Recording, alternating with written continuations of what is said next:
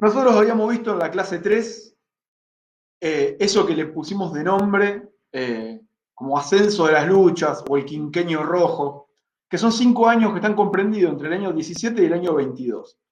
En esos años, la clase obrera va a salir, la clase obrera entrerriana, esto pasa en Entre Ríos y pasa en un montón de otras provincias. La clase obrera entrerriana va a lograr una organización sindical fuerte, con una gran extensión territorial, que va a tener, diríamos, puntos de lucha o momentos de lucha como no vivió nunca. Ese ascenso, digamos, de este ciclo, ese ascenso llega a su punto más alto, a su pináculo, en el año 20. En 1920 va a haber más de 60 huelgas en la provincia, 67 huelgas, si no recuerdo mal el número exacto, que van a tocar prácticamente todas las localidades o buena parte de las localidades. Lo único zona que va a estar un poco más relegada es el centro norte de la provincia, diríamos la zona de Federal, Feliciano, pero después luego todo lo que es la región más pampeana de la provincia, si vos traes una línea imaginaria entre Paraná y Concordia, y de ahí para abajo hasta la zona del Delta, toda esa zona va a conocer conflictos y todas las costas. Ese hecho de que sea la región pampeana y las costas nos habla y nos explica tranquilamente qué tipo de proletariado, qué fracción de la clase obrera la que hizo las luchas, y nos explica un montón de cosas más. Por empezar, es en las costas porque la organización obrera se comienza, valga la redundancia, a organizar sindicalmente a partir de los núcleos sindicales de la Federación Obrera Marítima, la FOM, los marineros. Y estos marineros se van a encargar de ir organizando sindicatos en los puertos. Esos sindicatos en los puertos luego se van a ir consolidando como lo que nosotros denominamos polos sindicales, y esos polos sindicales, de los cuales el más importante va a ser Gualeguaychú, y le sigue Paraná y Concordia. De esos polos sindicales luego se van a encargar de organizar a los trabajadores de la zona. Sí, crucemos los dedos. Van a organizar los trabajadores de la zona y van a hacer lo que nosotros llamamos giras de organización. Las giras de organización son fundamentales porque lo que va a permitir es crear un vínculo en una medida horizontal entre los trabajadores de una misma localidad, pero vertical porque a todos los van a buscar asociar a una central nacional. Esa central nacional va a ser llamada Fora 9. La Fora del 9º Congreso, Federación Obrera Región o Regional Argentina del 9º Congreso, la Fora Sindicalista. Esa Fora 9, lo que se va a encargar de hacer es crear una estructura sindical muy fuerte. Esa estructura sindical, la clase obrera va a tener estos momentos, digamos, de auge. Luego, hacia el interior de la provincia, uno va a ver cómo se destaca fundamentalmente lo que nosotros llamaríamos el proletariado rural, es decir, fundamentalmente los estibadores, los obreros que se encargaban de cargar toda la producción en una bolsa al hombro y así subirlo a un vagón de tren. Y del vagón de tren en el puerto alguien lo va a bajar y lo va a subir a un barco. Como todo ese trabajo que se hacía a mano, que contrataba y ocupaba a miles de trabajadores, todos esos miles de trabajadores son los encargados de hacer las huelgas. Eran trabajadores mal pagos, era un trabajo muy, diríamos, en lenguaje de hoy, muy precario. Estos trabajadores, para hablar con propiedad y con sentido científico, se denominan infantería ligera del capital. ¿Por qué infantería ligera? Porque es una infantería en el sentido militar que van a estar moviéndolo para el lado que el capitalismo lo necesita. Tal vez un mismo trabajador hacía un ciclo de trabajo donde comenzaba este ciclo de trabajo más o menos en octubre, noviembre, esquilando ovejas. Había 6, 7 millones de ovejas en la provincia de Entre Ríos. Se esquilaban a tijera, a mano, ¿no? Entonces, van a esquilar las ovejas. Terminado el trabajo de esquila, se van a ir a trabajar a la trilla. A trillar las más grandes máquinas trilladoras que ocupaban 20 o 25 trabajadores. Luego, cuando termina el trabajo de la trilla, vamos a estar en febrero, marzo, ahí se van a encargar de empezar la estíbula, la carga de las bolsas. Luego de la carga de las bolsas se van a cruzar a la provincia de Buenos Aires y a Santa Fe a hacer la cosecha del maíz, que se hacía a mano. Se llevaban los gajos, se iban cargando en unas maletas, que eran unas bolsas gigantes, y se iba arrastrando esa bolsa que estaba atada a la cintura del obrero, que la bolsa le pasaba entre las piernas, y van a ir cargando el maíz a mano. Cuando terminaba todo ese trabajo, estamos llegando a abril, mayo, van a volver a la por Entre Ríos y se van a encargar de preparar la tierra, para hacer el trabajo de, bueno, la nueva siembra. Y ahí, desde mayo, van a pasar fines de mayo, junio, julio, agosto, septiembre, en algunos casos hasta octubre, 4 o 5 meses desocupados, total, donde no van a tener trabajo. Entonces los trabajadores son trabajadores que están con ciclos de trabajo muy intensos, de la explotación es muy ardua, donde les van a, con la excusa de que se trabaja solo esa época del año, van a exprimir, y luego van a pasar 5 o 6 meses desocupados, cruzando los dedos de que todo vaya bien. Esos trabajadores, obviamente, son los peores pagos, y esos trabajadores son los más difíciles de organizar, porque al no tener un empleo estable, los sindicatos normalmente lo que pasaban es que se organizaban en verano, y cuando pasaba todo este ciclo de trabajo, los sindicatos desaparecían. Y al año siguiente, si había trabajadores con intenciones de organizarse, es decir, cuadros sindicales, esos cuadros ponían de nuevo los sindicatos, o bien los volvían a abandonar. Entonces estamos viendo un ciclo así permanentemente de ocupación y de desocupación. 1920 al punto más alto. Y ese punto más alto, la burguesía que estaba acostumbrada a no explotar a los trabajadores de la forma que quisiera, va a pasar a una gran ofensiva. Esa gran ofensiva va a tener diferentes formas, pero básicamente va a tener dos brazos de violencia y van a destruir las organizaciones obreras directamente a través de la violencia. Uno de ellos es el gobierno nacional, con la presidencia de Irigoyen, va a facilitar a fuerzas de la prefectura en los puertos, va a dar vía libre a que haga el ejército. Entonces uno va viendo intervenciones del ejército y de la prefectura. Y luego la burguesía, muchos de ellos también afiliados a la Unión Cívica Radical, van a poner en pie una organización antiobrera que se llamaba Liga Patriótica Argentina. La Liga Patriótica se va a encargar de hacer la tarea sucia que diríamos el Estado tiene permitido hacerse. Entonces uno ve desde más o menos el mes de noviembre de 1920 hasta con claridad va hasta mayo del 21. Pero si uno sigue hasta todo el resto del 21, parte del 22, uno ve todo ese siguiente, casi 18 meses más, la burguesía con un grado de intolerancia suprema sobre la movilización obrera. Si los trabajadores se movilizan, se destruyen. Ese momento, diríamos que nosotros denominamos la ofensiva patronal estatal, esa ofensiva que hace el Estado y las cámaras patronales, arman sus propias fuerzas de choque,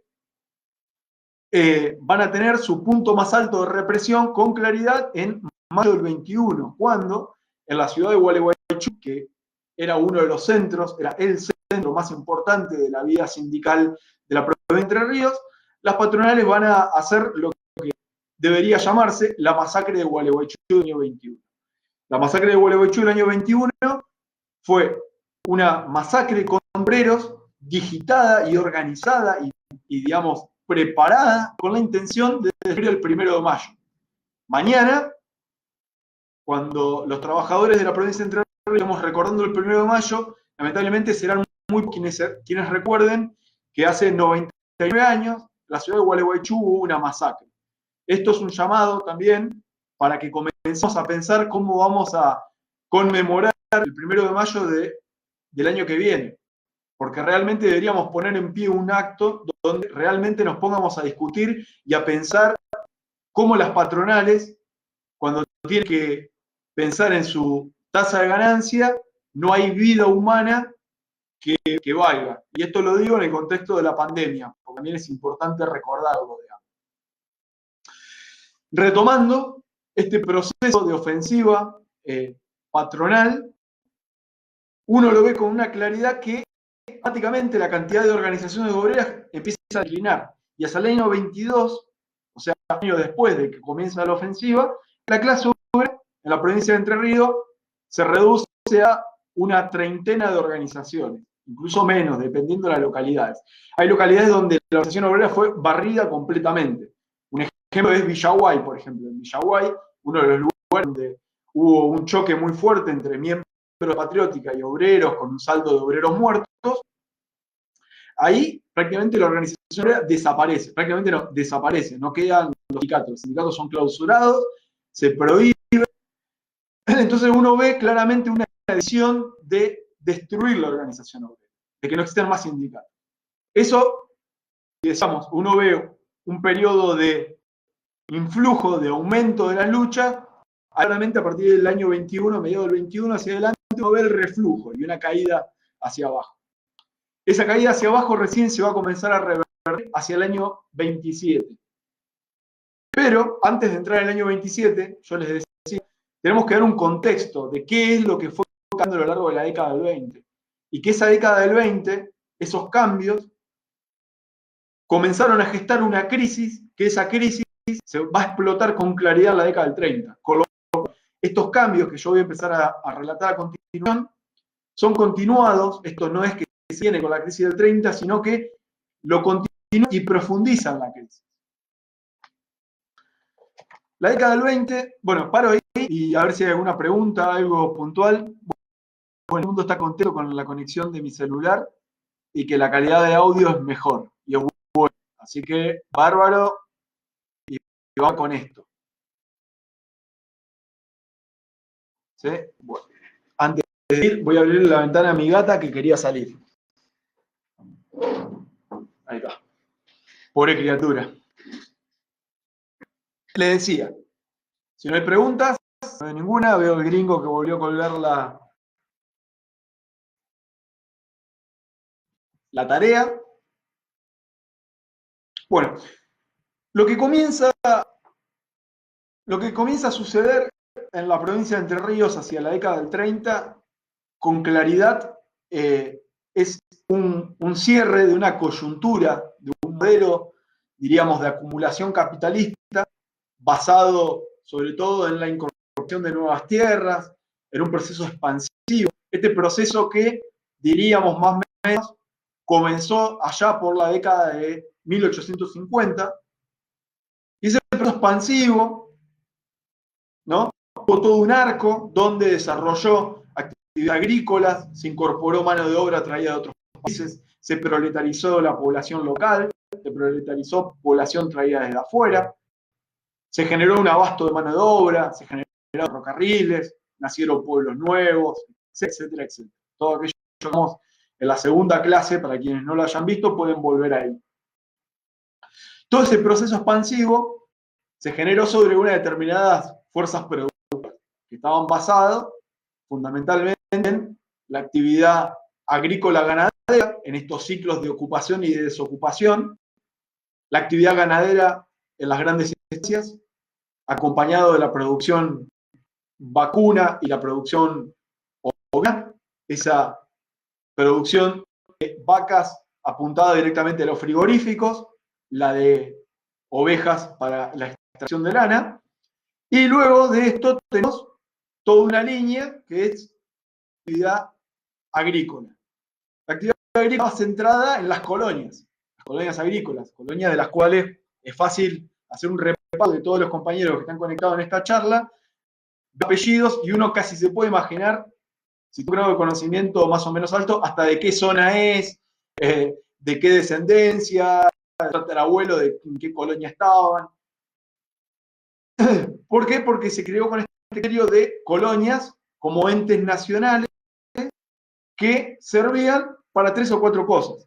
La colonia, fundamentalmente, se traían los gringos, se los instalaba en una colonia, se les daba tierra. Una cantidad de tierra que no era grande, pero que permitía ser trabajada con la mano de obra de la familia del chacarero. El chacarero, si tenía algo de capital, podía comprar algunas máquinas, algún arado, alguna cosechadora tirada a caballos, podía tener caballos, si incluso tenía más plata, podía alquilar algún otro más.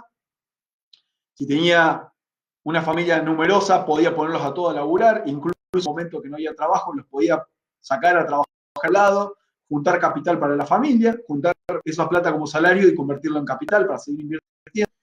Y si no tenía suerte, bueno, se quedaba con la tierra que tenía y una deuda por 20 años. Entonces, ese trabajador con tierra posiblemente debía luego salir a trabajar afuera. Ahora, el negocio no estaba ahí mismo, sino le lo hacía otro, ese otro era el estanciero que había vendido esa tierra, que hacía un negocio inmobiliario. No solo hacía un negocio inmobiliario con la tierra que le vendía el gringo, sino iba a hacer un negocio inmobiliario cuando ese gringo, esa familia salga a buscar su propia tierra que le va a vender a un precio mejor que la que le vendió el padre, porque ahora hay más demanda. Es decir, inventan una demanda para generarse un negocio inmobiliario. No obstante, la cerealera va a demandar en una parte del proceso productivo una actividad que la gran mayoría de los colonos no la podían hacer y no podían hacer la inversión, que era el momento de la trilla. Para eso se contrataba una trilladora, que era una máquina muy grande, que en un cálculo para la provincia de Entre Ríos nos daba algo así como una trilladora equivalía a 20 lotes, a 10 lotes, perdón, 10 lotes. Con lo cual, obviamente, la gran mayoría de los colonos preferían comprar un poco más de tierra y luego alquilaban esa máquina. Ahora, ¿quién podía hacer la inversión? Bueno, el que podía hacer la inversión era ese mismo estanciero que había colocado a los colonos en una parte de su tierra y luego les alquilaba la máquina. Así que era el segundo negocio que este tipo hacía. Hay un tercer negocio, que es que después que trillo la tierra, trillo el cereal, fundamentalmente el trigo, también el lino, sobre todo en la costa del Paraná, ese cereal tiene que ser embarcado, llevado al puerto. Y alguien de mediación entre las dos tareas. El tipo de mediación que compra el cereal, adivinen quién es. Obviamente, el gran estanciero que está haciendo todo el negocio. Y hay un tercer punto que está asociado a esto, es que normalmente esas colonias tenían un almacén generales, que era prestamista, que tenía esto, que tenía aquello, que normalmente, sobre todo en las colonias más alejadas de los centros urbanos, también era propietario del gran estanciero que hacía todo esto. Así que era otro negocio que este tipo hacía. Luego que establecía el colono, hacía el negocio inmobiliario, hacía el negocio alquilando la trilladora, hacía el negocio poniendo los trabajadores gringos para comprarle el trigo, tenía el negocio del almacén de ramos generales. Si ese tipo tenía mucha plata, lograba torcer o lograba hacer lobby, diríamos hoy, para que la vía del ferrocarril cruce por el medio de su colonia, con lo cual aumentaba la tierra, pero con lo cual él empezaba a hacer también un negocio de la tierra urbana, donde luego en esa estación iba a construir su galpón copio de trigo en el único tipo que podía hacerlo. Entonces uno va viendo cómo se van multiplicando los negocios para esta burguesía rural, para esta gran burguesía. Pero como esta burguesía también hace tareas, diríamos, vinculadas a la actividad ganadera, que no nunca da hacer, la actividad ganadera, sobre todo con la oveja, demanda mano de obra estacional. Entonces, obviamente, ¿dónde va a ir a buscar mano de obra estacional? En esa colonia que él mismo estableció en algún lugar de su campo.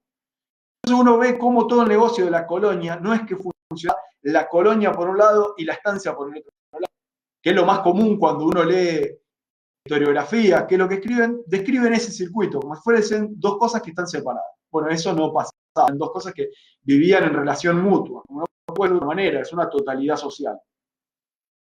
Esa relación entre las dos cosas, que le era fundamentalmente beneficioso al gran estanciero, también permitió formar una pequeña burguesía rural. Y esa pequeña burguesía rural va a estar encargada luego de proletarizar a sus vecinos más pobres o a obreros que van a moverse de la ciudad al campo. ¿Para qué contamos todo esto? Para explicarlo bien en 1920. Desde 1920 en adelante comienza un proceso de renovación tecnológica. Es decir, las fuerzas productivas, la forma en la cual se trabaja, en la cual se desarrollan luego las relaciones sociales, van a comenzar a transformarse. Fundamentalmente, la década del 20 va a marcar un aumento en los precios de los cereales que va a permitir a todo el mundo tener mayores ingresos, mayor tasa de ganancia de la que tenían antes.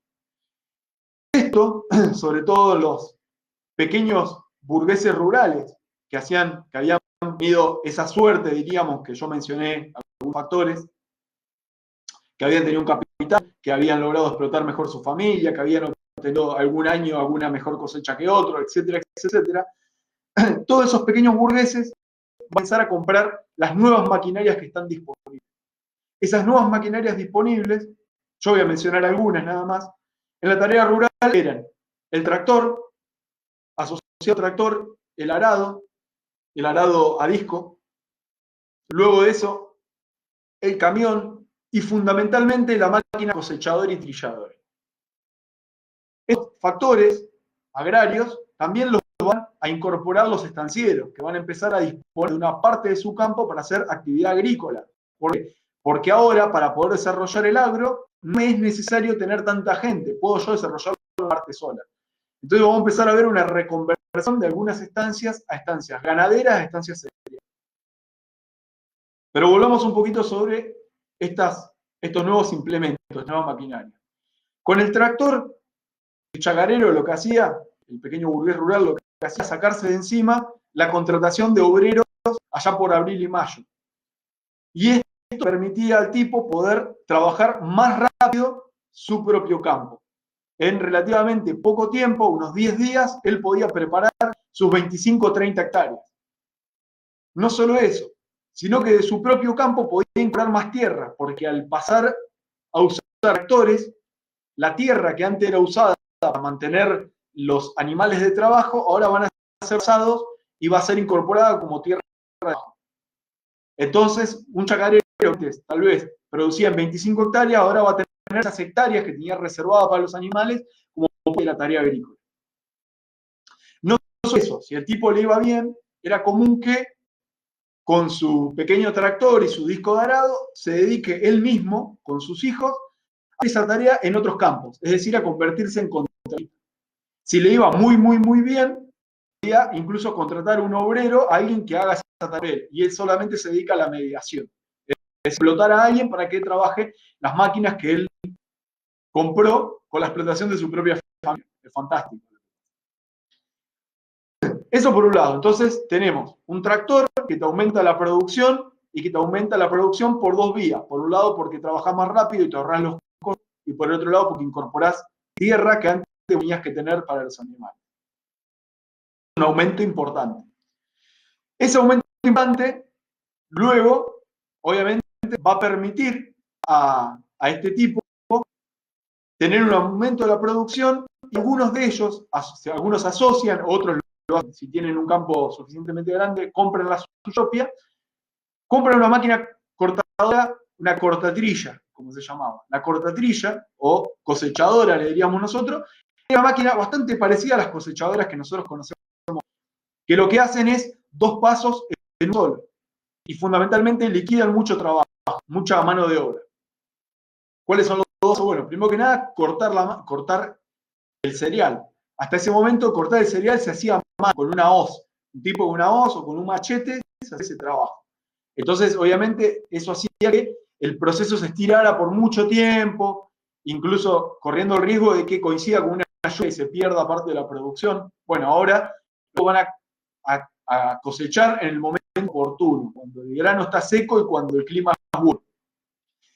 Y luego, y más importante, esta máquina no solamente cosecha, sino que trilla.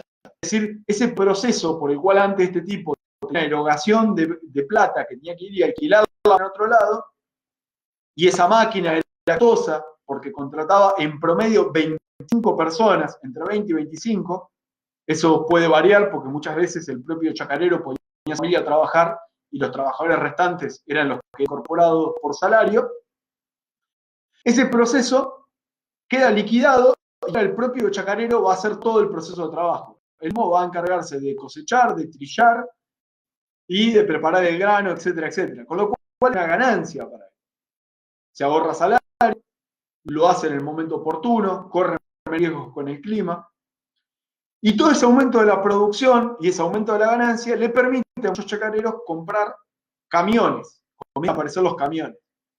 Y al comprar los camiones, el camión lo que facilita es el transporte.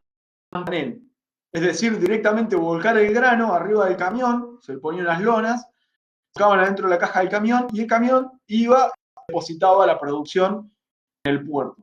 En el caso se seguía haciendo la producción, diríamos, con la bolsa. Esa aparición del transporte a granel va a facilitar luego en los puertos la aparición, no ya en la chacra, sino en los puertos, la aparición de una máquina nueva, que es el elevador de granos. Es una serpentina fresca, se echan los granos dentro de un silo, y dentro de ese silo, la serpentina gigante va a encargarse de subir el grano y depositarla directamente dentro del barco. Todo eso significó un ataque al trabajo de los obreros, que antes hacían el trabajo de estiba. Imagínense ustedes, estibaban de la máquina al galpón o al carro, del carro al galpón del puerto o al galpón ferroviario. Si estaba el galpón del ferroviario, había que subir el grano a hombro y después bajarlo el grano a hombro. Entonces el proceso de trabajo se va a simplificar. Todo eso significa que hay miles de trabajadores estacionales que se van a quedar sin laburo, que no van a tener ocupación. Todo eso se van a pasar a ser desocupados crónicos. Esto es eso que uno está viendo en el agro y que lo ve con una claridad fenomenal, proceso que se marca rápidamente en la década del 20. Hacia el 25 se produce un quiebre porque el precio del salario de los granos empieza a caer, todos esos chacareros se quedaron endeudados, muchos de ellos van a perder sus campos. Esos chacareros, una vez que pierden sus campos, no les va a quedar otra que salir a buscar laburo. Algunos se mudan a la ciudad, otros se quedan en el campo, en el lugar, tratando de trabajar. Se van a sumar a las filas de los desocupados. Así que todos los obreros de siempre desocupados, más contingentes nuevos de desocupados, que son estos chacareros fundidos. Estos nuevos trabajadores proletarizados, digamos, que van a tener que vivir de la venta de su fuerza de trabajo. Así que a la desocupación normal se le suma la desocupación estacional de siempre y esta otra de estos contingentes de chacareros. ¿Sí? Todo eso va haciendo que hacia la década de 30 nosotros encontramos fuentes que ya para el año 27 están hablando de la desocupación como un hecho marcadísimo en la provincia de Entre Ríos. Señalan a las máquinas, dicen, esto es por las máquinas nuevas que usan. Lo curioso es que la historiografía argentina quiere decir siempre que la crisis 30 no tiene que ver con un proceso propio, sino que tiene que ver de un coletazo de la crisis del 29 en Estados Unidos, y que viene de ahí. Nosotros mostramos claramente que esto no es así, que esto viene desde antes y que tiene una naturaleza propia. Es decir, las causas de la crisis 30 hay que comenzar a buscarla en la propia estructura argentina, no buscarla afuera. Después lo de afuera viene a empeorar el panorama, casi siempre. ¿Sí? Todo esto es una transformación que yo estoy dando en el agro, pero esto mismo está pasando en prácticamente todas las actividades. Por ejemplo, en las panaderías va a aparecer la máquina que se llama la sobadora. Hasta el día de hoy la máquina se llama exactamente igual. La máquina sobadora, un obrero que en vez de estar amasando a mano, en viejas panaderías donde había una cuadra, donde trabajaban, yo contaba otra clase en Concordia, perdón, había una panadería donde trabajaban 100 obreros, amasadores. Bueno, esos obreros amasadores descalificados, porque lo único que hay que hacer es amasar a mano. Bueno, esos 100 obreros, muchos de ellos van a ser barridos porque aparece la máquina sobadora, que hace lo mismo. Hay una máquina amasadora. Entonces, los obreros sobadores, los amasadores, todos esos obreros van a ser barridos, son reemplazados por máquinas. Esos son desocupados nuevos. Va a pasar lo mismo en los frigoríficos, van a aparecer máquinas nuevas que se encargar de, por ejemplo, cuerear una vaca. Hasta ese momento, cuerear una vaca era una tarea que se hacía a mano. Bueno, ahora hay una máquina que se encarga de sacar el cuero, lo saca más rápido y con mejor calidad, porque el cuero no corre el riesgo de que el obrero le haga un corte sin querer y desperdicie el material. Van a aparecer norias que son organizadas y que funcionan mucho más rápido. Uno va viendo un montón de actividades donde la actividad se va transformando. Cada vez que se transforma esto, eso significa liquidación de puestos de trabajo. Y todo eso son más trabajadores desocupados. Todos esos trabajadores desocupados se van a encontrar en dos situaciones posibles. Una, pedir al Estado, y ahora vamos a hablar de esto, o la migración. La migración ha sido y es la forma en la cual la clase obrera entrerriana, cuando no tiene laburo, encuentra laburo, pero en otro lado. Absolutamente todos los entrerrianos tenemos, no digo absolutamente porque puede haber alguno que no, lo digo, el 90% de los entrerrianos tenemos algún familiar conocido entrerriano que se fue a la provincia. Esa suma de trabajadores que van de la provincia es prueba de que el sistema capitalista dentro de la provincia llegó a un límite en un momento histórico y que ahora lo único que hace es expulsar población y que la población que se queda o trabajando en alguna actividad económica accesoria a la actividad agrícola o bien trabajando del Estado. Esas son las dos grandes vertientes existe una tercera, que es, bueno, las actividades vinculadas a ese mundo, el comercio, cosas por el estilo, ¿sí? Esa estructura que nosotros conocemos hoy de Entre Ríos comienza en el momento histórico que yo estoy contando. Ahí es cuando empieza a marcarse eso. Eso da más o menos entre los dos censos, entre el censo de 1914 y el censo de 1947, en un cálculo aproximado da algo así como 150.000, 125.000 trabajadores que se fueron de la provincia, que dejaron, dentro de esos 25 años, dejaron la provincia y se fueron a otro lado. ¿A dónde se fueron? A Buenos Aires, fundamentalmente, y luego se fue a Rosario y a Santa Fe. Pero también cuando uno va y mira en Chaco, hay entrerrianos. Y cuando mira en Misiones, hay entrerrianos. Es decir, los trabajadores entrerrianos, si querían tener laburo, debían abandonar la provincia. Eso era lo más común.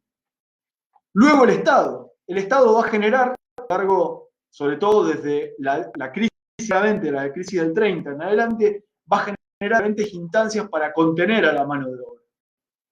Esas instancias van a ser, por ejemplo, lo que se llamaron comisiones de desocupados, que eran comisiones que daban empleo a los trabajadores desocupados.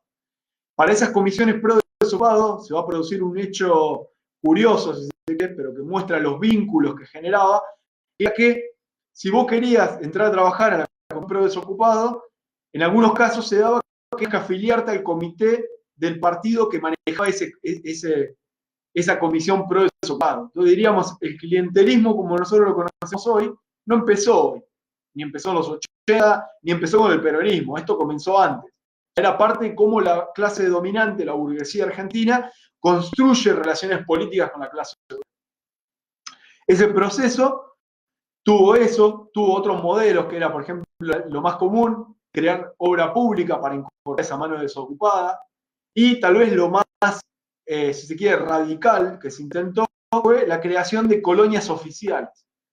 ¿Qué eran las colonias oficiales? Bueno, fue relanzar el modelo de colonización, pero a partir de un modelo donde la burguesía, el Partido Radical, que eran los gobernados, los radicales, lo que buscaban era instalar el colono, pero no para producir cereales, sino lo que ellos denominaban el pasaje de la granja. Es decir, dejar la chacra y pasar a la granja. ¿Qué es la granja? La granja es básicamente el modelo farmer, el modelo norteamericano, donde el colono tiene una superficie de tierra que es un poco más grande, donde le permite tener una diversidad de actividades, esa diversidad de actividades que iban desde la cría de ganado vacuno, pero también porcino, gallina, tener colmenas, tener una huerta, es decir, que diversifique, todo eso ordenado a través de un modelo donde cooperativas iban a encargarse de la comercialización, así se sacaban encima algunos eslabones de la cadena productiva, y iban a tener las escuelas rurales, además de la enseñanza, digamos, común a todos los ciudadanos, se le iba a dar una enseñanza específica en tareas agrarias para que conozcan qué es lo que tienen que hacer en ese lugar. Es capacitar a la mano de obra en conocimientos específicos del territorio. Eso era el plan más ambicioso, tal vez es uno de los planes más interesantes que se quiso hacer, pero lo cierto es que terminó fracasando, y lamentablemente digo porque como modelo hubiese sido interesante ver qué hubiese pasado. Lo cierto es que no tenía forma de prosperar porque el modelo económico ya era el modelo agrícola, ganadero, cerealista, y si no estabas dentro de esos parámetros te ibas a terminar fundiendo, como pasó. Esas colonias hacia fines de la década del 30 van a tener una población muy alta y luego van a empezar a declinar, ¿sí? Con lo cual están mostrando y manifestando de alguna manera que la crisis, la forma en la cual este proceso de mecanización, este modelo de acumulación capitalista, no era muy difícil contraponerle otro modelo, digamos, dentro del propio capitalismo. Modelo siempre hay. Hago una pausa, leo preguntas y seguimos, ¿sí? A ver. Maneiro hace una muy buena pregunta. Dice, en un principio, Irigoyen a obreros. Efectivamente, Irigoyen se mueve como algo que los científicos denominamos bonapartismo. ¿Qué es el bonapartismo? El bonapartismo son aquellos gobiernos que tienen un pie en la burguesía y la clase obrera. Entonces, depende del momento, van a apoyar más en uno o se apoyan más en otro. Entonces, Irigoyen llega al poder, los radicales llegan al poder con la ley Saint-Peña, por primera vez después de 25 años de estar luchando luchando contra la oligarquía, que llamaban ellos.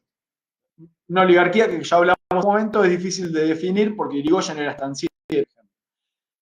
Esa oligarquía con la que ellos peleaban, obviamente, con la ley Sáenz Peña, aparece el voto y la liberación del voto, que era un voto limitado, a pesar de llamarle un voto universal, un voto limitado de los argentinos varones. En ese momento eso se reduce, pero bueno, ese voto significaba disputar el voto obrero, el voto mayoritario, con lo cual Irigoyen comienza a construir su poder apoyado en ese voto obrero. Y ese voto obrero le va a permitir a Irigoyen mostrar un respaldo social importante y mostrar que, bueno, tenía capacidad de gobierno, etcétera, etcétera.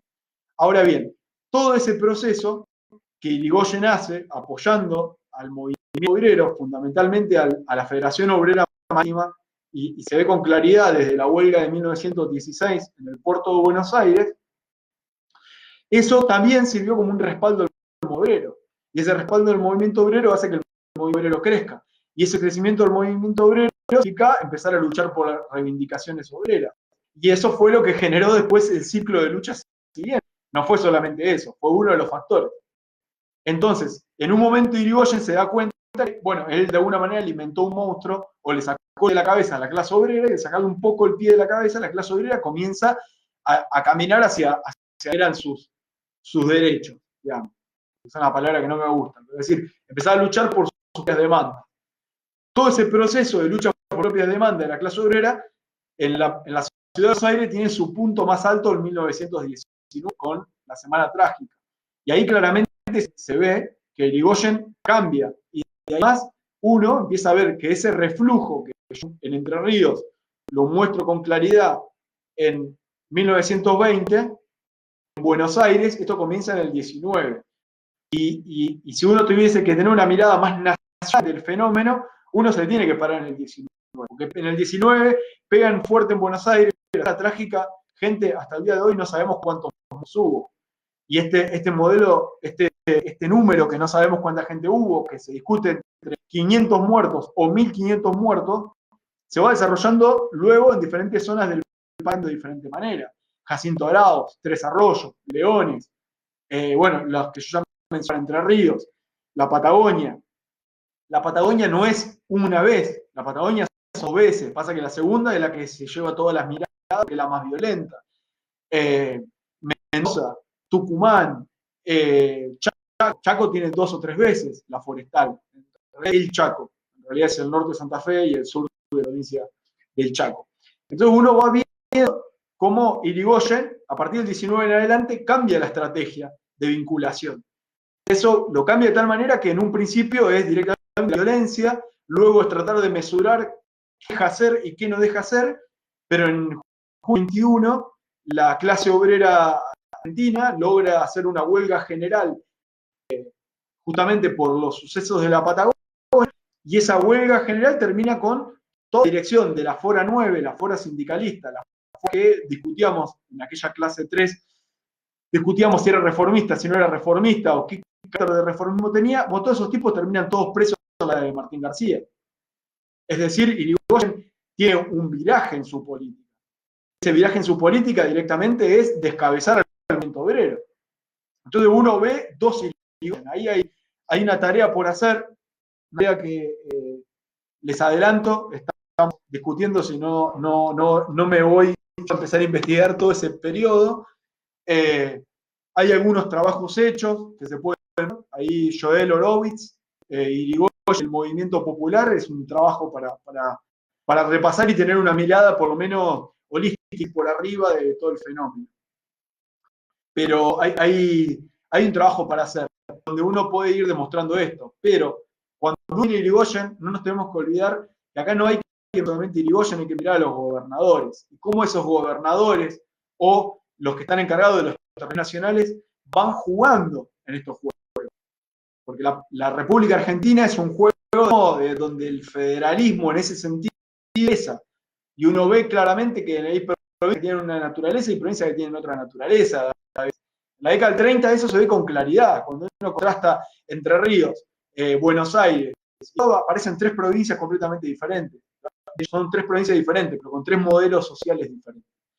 Así que, Karina, te responde eso. Digamos, sí, Irigoyen en un principio apoya, luego revierte su posición y después de todo eso va llevando a un modelo bonapartista. Y lo interesante de todo esto es que en el sentido común, Alvear queda como una especie de oligarca al radicalismo, pero Alvear tiene una mejor relación con el movimiento obrero que la que tuvo Irigoyen en sus últimos 2 o 3 años de su mandato. Un personaje más que interesante y que llamativo lo reivindica, yo creo que lo reivindican porque está muerto allá atrás tiempo, no tiene que ver. Miguel, ¿cuántos obreros más o menos mueren? ¿Cómo fue una emboscada en la masacre de Gualeguaychú? Sí, Miguel, mirá, brevemente lo cuento porque lo da clase 3, ahí yo lo cuento con un poco más de detalle. Se producen 2 actos, un acto de la Liga Patriótica con la excusa del pronunciamiento de Urquiza contra Rosas, donde se concentra la patriótica. Ese acto se produce a la mañana. El acto obrero, en reivindicación al 1 de mayo, que se produce a la tarde. Los de la Liga Patriótica le pusieron 2 horarios diferentes para que no se crucen las marchas y pasen lo que suponían que iba a pasar, que era que se iban a matar a ti. Lo que termina pasando es que miembros de la Liga, a caballo, avanzan hacia la plaza donde están los obreros, exigiendo como excusa la bandera roja que llevaban los trabajadores, y esa bandera roja los obreros no se la quieren entregar, se arma un tiroteo en el momento que los obreros están llevando la bandera a resguardo dentro de la claría, se arma un tiroteo, y lo interesante es justamente el carácter de emboscada. Porque el tiroteo se va a producir, si bien desde los que van a caballo, también desde tipos de la Liga Patriótica que están apostados en los campanarios de la iglesia de Gualeguaychú y desde las casas circundantes que cuando los obreros de Europa empiecen a dispersarse, escapando obviamente del tiroteo, los van a recibir de tiros de frente. Entonces claramente es una emboscada y claramente una idea de preparación de este acto. De hecho van a terminar presos algunos burgueses de Gualeguaychú y el cura del pueblo, porque se sabe que fue el que le dio la llave para que puedan subir. Pero esa cárcel a estos elementos de la burguesía va a ser relativamente corta. Van a estar algunos meses y después los van a liberar. ¿Cuántos muertos hubo? Bueno, hay discusión entre 7 y 8 muertos. La Vanguardia, si no me equivoco, va a decir 11 muertos. La Vanguardia es el diario del Partido Socialista. Y Jordán, que es hijo de un obrero que fue partícipe de esos actos, tiene el nombre de ateo, porque el padre, que era anarcosindicalista de la 9, de esta bolsa, diríamos hoy, que era la Fora 9, le puso el nombre de ateo por el hecho de que la iglesia se había prestado a dar a los obreros.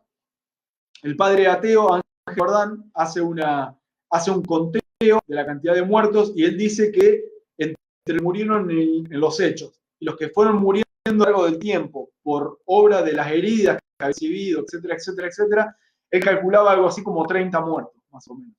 Así que obviamente, como suele suceder en estos hechos, el número nunca se termina de saber. Digo, ahí hay un punto de similitud, digamos, a si son 30.000, 9, 8, 12 o lo que sean.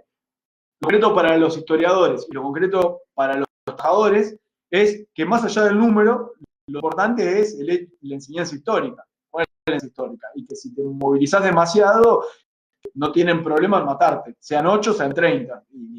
Y ese 8-30 lo pueden usar para los 70, digo, sirve para los 2 modelos. Si respondí con eso, seguimos. José Luis. Aguantá un cachito que te leo mientras tomo el mate. José Luis dice, el modelo Farmer estadounidense ya había implementado por la oligarquía conservadora generada en el derecho. Si no me equivoco, el apoyo de Irigoyen en el movimiento obrero popular tenía su origen en la ideología. Sí. Bien, son dos afirmaciones que dice el compañero y efectivamente son así. Se había inventado un modelo Farmer de alguna manera que no había prosperado y efectivamente ideológicamente el radicalismo se apoya en la idea del krausismo. Entonces, la idea del krausismo es un modelo reformista. Lo cierto es que ese reformismo es parcialmente cierto y hay que hacer un estudio que muestre para poder hacer un contraste. Por ejemplo, ¿por qué Irigoyen espera a su segundo mandato y no el primero para establecer las horas laborales? ¿Por qué Irigoyen no hace del Departamento Nacional del Trabajo un órgano nacional? ¿Por qué hay un montón de leyes laborales que dentro del radicalismo no prosperan? Entonces uno va viendo que toda esa matriz krausista es relativa y es utilizada. Eso cuando les conviene, diríamos hoy. Cuando ellos les deciden, ahí lo desarrollan. En ese sentido, el peronismo tuvo una buena escuela de la cual aprender. Bien, ¿no hay más preguntas? Creo que no. Continuamos. Decíamos, había un escenario económico de transformación, una transformación muy fuerte en las estructuras económicas, digamos, que básicamente lo que había dado era una gran desocupación. El movimiento obrero, que estaba en ese reflujo que había entrado a partir del año 21, 22 con había llegado a su punto más bajo en el año 26. El año 26 es el año más bajo donde yo, por lo menos en mi trabajo, no he encontrado huelgas. Directamente en todas las fuentes que consulté, periódicos, etcétera, no encontré en ningún lado ni una huelga. Hecho que es muy llamativo, digamos, porque siempre alguna huelga siempre hay. Es revertirse hacia el año 27. ¿Cómo vamos a revertirse? Bueno, tiene una similitud con lo que había pasado una década antes. En el año 27 comienzan o vuelven las giras de organizaciones. Las giras de organizaciones que en aquel momento la Unión Sindical Argentina, que era el nombre que había tomado la USA, la vieja Fora, la Unión Sindical Argentina comienza nuevamente a tratar de reorganizar los sindicatos. Y pasa un hecho que es muy interesante, que es que la USA rápidamente, para comenzar, lo que va a hacer es contactar a aquellos trabajadores que habían estado en el ciclo de huelgas anteriores. En ese sentido, diríamos que el ciclo de huelgas que se había cerrado con las diferentes masacres y con la violencia estatal y paraestatal, no había barrido al movimiento obrero, sino que solamente había entrado en un reflujo. Cuando se empezó a salir ese reflujo, se apoyó sobre esos conocimientos.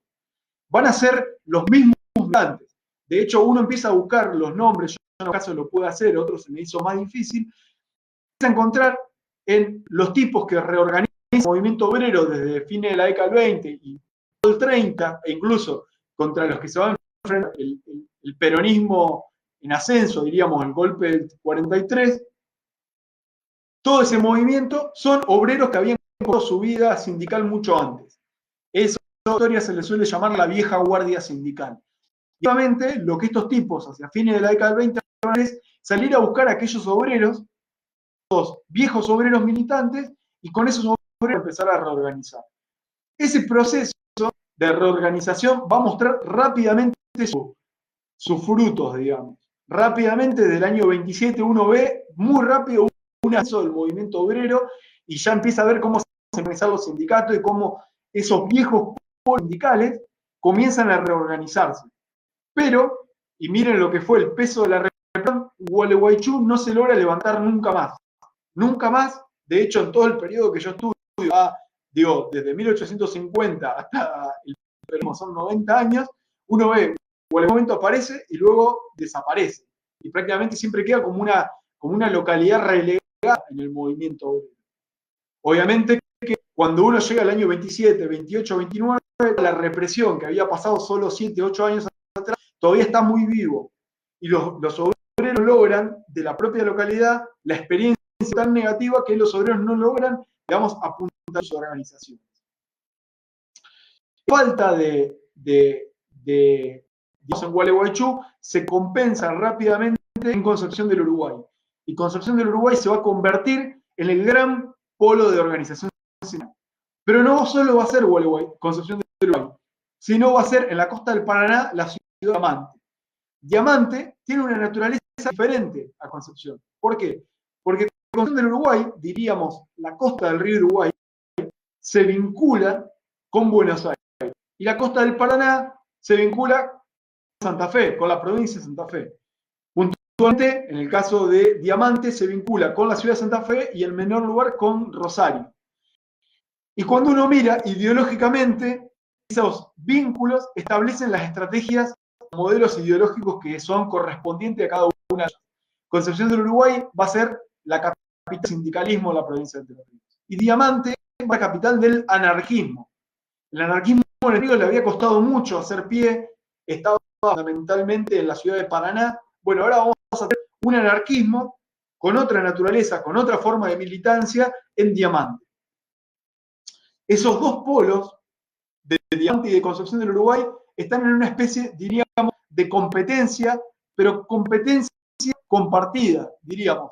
Los dos polos hacen su propia estrategia, pero los dos polos están presentes en este momento militantes mutuamente que se ayudan y se prestan plata, y que cuando uno está en huelga, el otro hace boicot en apoyo a la huelga del otro. Entonces se están desarrollando.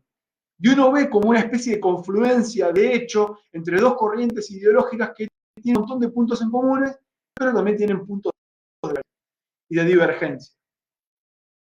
Todo ese modelo va a ir pujando, pero obviamente la crisis del 30, el movimiento obrero lo va a golpear. No es que la crisis del 30 al movimiento obrero no le hace nada. No es que solamente le pega a los trabajadores que quedan desocupados. Esa desocupación significa trabajadores que al no estar ocupados no pueden organizarse sindicalmente, y al no poder organizarse sindicalmente, luego no pueden hacer huelga, bueno, básicamente crear la estructura. Entonces uno va viendo cómo del año 31 y 32, fundamentalmente el año 31, es en ese ciclo de ascenso un pico de caída. Ese pico de caída hacia el año 32 comienza a revertirse lentamente, a pesar de que la situación económica no es mejor. El año 32, 33, a la provincia de Entre Ríos le pega muy fuerte, pero la crisis más estructural del funcionamiento caótico, de la anarquía del mercado capitalista, sino que le pega un hecho particular, una gran sequía. Esa gran sequía hace perder parte de la cosecha, y el día de la cosecha obviamente aumenta la cantidad de desocupados. Pero el año 32, en términos nacionales, va a mostrar un hecho particular para la provincia de Entre Ríos, que es que en septiembre del 32 va a lograr hacer algo que en la década del 20 se quiso y quedó trunco por la violencia patronal, que es la creación de una unión sindical de escala provincial. Esa unión local, que se va a llamar Unión Obrera de la Provincia de Entre Ríos, la UOPER, Unión Obrera de la Provincia de Entre Ríos, la UOPER se va a crear después de varios años de cruces entre los obreros de Diamante y los de Concepción, de cuál era el momento para relanzarla. Se va a crear en septiembre del 32 en la ciudad de Concepción, Uruguay.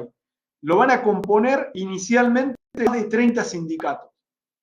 Y rápidamente lo que se van a dar es la tarea de salir a organizar a los sindicatos del interior de la provincia. Entonces, si uno pone una pausa y mira 5 años que van desde el año 27 hasta el año 32, uno ve un ascenso fundamental y fenomenal, de la organización obrera. Ese ascenso de la organización obrera está marcado por la aparición de estos dos polos, que son, diríamos, por usar la palabra, polos locales, autónomos o autóctonos, pero son autónomos, es decir, necesitan del catalizador externo solamente la primera semilla. Che, hay que organizarse. Después de ahí en adelante, lo que uno empieza a ver es que son los propios obreros locales los que van a organizar, son los propios obreros locales los que van a empezar a salir a organizar a los que están en las ciudades de vuelta, y que incluso esa fuerza va a llevar a que el año 32 se unifique. Y un unificado lo que le va a permitir es relanzar las organizaciones a una escala, diríamos, superior a la década del 20 en cuanto a la estructura. Hago una pausa ahí y me dicen si hay preguntas. Están muy callados. Y como yo no veo cuántos hay conectados, no sé si hay alguien conectado.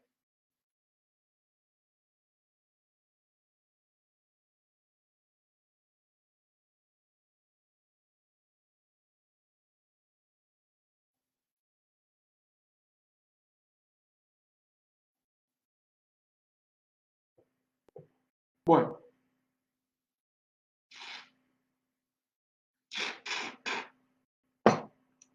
Como no hay preguntas, si fuera la clase, yo como no hay preguntas, está todo claro, y como está todo claro, todo va en el examen. A ver. Bien. Acá estamos, acá estamos. Sí, sí, acabo de entrar al Facebook de la organización, ahí me estoy metiendo, en una especie de programa Matrix, para ver cuántos había conectado, si hay 42. En realidad son 41 porque uno soy yo, estoy inflando el número. Decía, entonces, a partir del año 32, uno ve con claridad cómo la organización obrera, a partir de toda esa experiencia acumulada, logran relativamente poco tiempo empezarse. A ver, acá hay una pregunta. Dicen, todo este proceso de radicalismo en el poder, ¿cuál fue el rol de Quirós? Bien, hay dos cuestiones con Quirós, Fabián, y que esperaba que seas vos el que me lo responda, que sea yo. ¿Por qué? Porque Quirós va a ser gobernador de Entre Ríos. Lo que yo he visto de Quirós, porque como yo no me dedico a la si no me dedico a la clase obrera, no he estudiado demasiado a estos sujetos. Lo que es Quirós es la contradicción que tiene el radicalismo entrerriano, no le llamemos contradicción, me retracto. Esa doble cara que tiene conservador en un montón de aspectos políticos, pero por el otro lado, ser progresistas en tantos otros aspectos. Quirós llega, pero muere en la gobernación y en poco tiempo, con lo cual no podemos conocer qué grado de desarrollo tuvo Quirós o qué iba a hacer Quirós en la provincia. Lo poco que yo he visto de Quirós es que Quirós, como buen liberal, durante este tiempo dejó hacer, no se metió en demasiado. Ahora, debo decir que los principios de la década del 30, diríamos, estos años que van 27, 29, 30, 31, en casi todos los obreros que yo analicé, hay casos de represión. Digamos, esto es represión estatal. Digo, que la policía interviene en un momento y en algún momento termina habiendo o palos, o tiroteo, o obreros presos. Entonces, uno debe decir que mantiene en el sentido la tónica del momento de lujo. Es decir, no hay un cambio en la política del Estado. Hay un dejar hacer, pero si ese dejar hacer significa que los obreros se van a manifestar de una forma más fuera de los límites que ellos están dispuestos a tolerar, pasa a la represión. Esto lo va a ver. Obviamente, sobre todo a partir del año 30 hay un cambio, que ya vamos a llegar ahí, que yo no llegué. Hay un cambio en la práctica del Estado, y esa práctica de la práctica del Estado uno la va a ver más el modelo clásico moderno, al modelo actual, con más coerción y consenso, un poco de negociación y un palo, y vamos jugando entre las dos cosas. Así que más o menos no te puedo decir mucho de Quirós que esto que te dije, y he estado tu trabajo sobre Quirós, que son estudiosos de los autores locales, por lo menos para hacer una lectura, a un conocimiento que no tenemos. Acá Miguel dice, ¿no era más rentable ser ganadero para exportar ganado en pie o vender los saladeros? Bien, tu pregunta. Comienza a ser, nunca deja de ser rentable. A ver, hay culturas donde es menos rentable vender ganado que vender. Lo que comienza a pasar, y esto pasa desde 1870, la actividad cerealera les permite a los tipos una ganancia más. Y otra ganancia más que, mira, la balanza de pago suele ser, digamos, de las exportaciones, suele ser mayor las exportaciones legales en plata que ingresa al país que en ganado. Entonces lo que yo interpreto, lo que nosotros interpretamos es que la burguesía lo que hace es diversificar. Es decir, no pone todos los huevos en una canasta. ¿Por qué? Porque sabe que si en un momento los del ganado se le caen, es preferible una actividad más. Dos, esta diversificación es una diversificación muchísimo más amplia.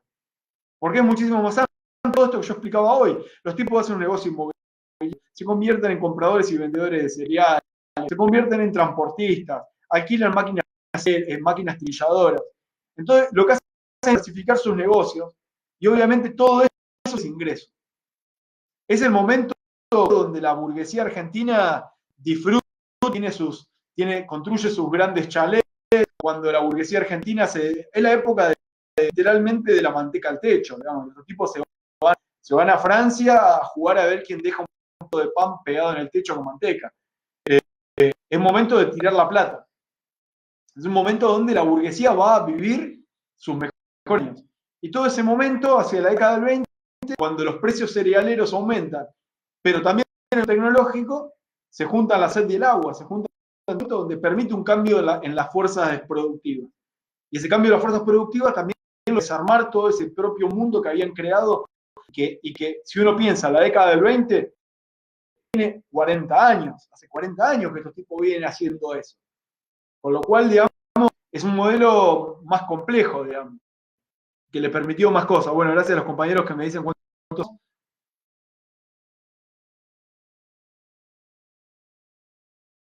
Sí, sí, Fabián, efectivamente eso es así. Yo tengo una carta del Ministerio del Interior que escribe Quirós a Uriburu felicitándolo por el golpe de 30. Con lo cual uno dice, bueno, a ver, está en contra de la democracia, está en contra de Irigoyen, son todas estas dificultades que tiene el ramo entrerriano, es sumamente interesante porque ellos son presentados y se autopresentan, son representados por la historiografía como anti-irigoyenistas. Y en realidad cuando uno va y se acerca, empieza una cosa, un mundo mucho más complejo, donde hay anti-irigoyenistas, en el sentido de que su problema es Irigoyen. Después hay liberales, que su problema es que Irigoyen sobre la democracia, pero no es Irigoyen en sí mismo. Esos tipos no se van a plegar a apoyar a la Uriburu. Y después hay tipos que, bueno, dejan el poder del Estado y están jugando todo el tiempo, no apoyan a uno ni a otro. Ahí tengo el caso claro, es el caso de Laurencena. Laurencena no era irigoyenista, ni soy pro-Uriburu, y yo no negocio con ninguno de los dos. Y el radicalismo a nivel nacional no se logra unificar hasta el año 34, porque lo que decía Laurencena era tan grande que lograba radicales atrás de él que lo apoyaban. Entonces, es mucho más complejo, no es una lectura tan negra, bueno, Irigoyen anti-Irigoyen. No, a mí esa explicación no me gusta. Hay un trabajo muy bueno sobre los anti-irigoyenistas, autora que se llama Elena Piñeiro, santafesina ella, si no me equivoco, lo analiza a nivel nacional y obviamente mira mucho Entre Ríos para mostrar esas diversificaciones. Pasa con el radicalismo sabatinista de Córdoba y bueno, y los casos cuyanos. Es mucho más complejo que eso. Pero bueno, volvamos al movimiento obrero hacia el 32. Los tipos en relativamente poco tiempo ponen en ojo esas semillas que habían sido lanzadas en la década de esas semillas brotan con fuerzas y a pesar de que en medio de una de las crisis más profundas que vivió el capitalismo, tal vez la más profunda hasta la que estamos a vivir a nosotros, el movimiento obrero se reorganiza con tal vitalidad que en el año 2 confluyen dos corrientes ideológicas que normalmente están enfrentadas en un solo modelo. Ese solo modelo permite reorganizar el movimiento obrero y comenzar un nuevo ciclo de luchas. Y claramente, cuando uno mira desde el año 30 hasta el año 38, volvemos a ver 5 años. Ahí repasen el trabajo que nosotros partimos de la Marina Cabat conmigo, que lo hicimos nosotros. Ese trabajo que hicimos con Marina, uno mira y ve claramente en un gráfico de barras cómo hay un momento donde la cantidad de sindicatos dispara, la cantidad de huelgas se dispara. Entonces uno ve un ascenso.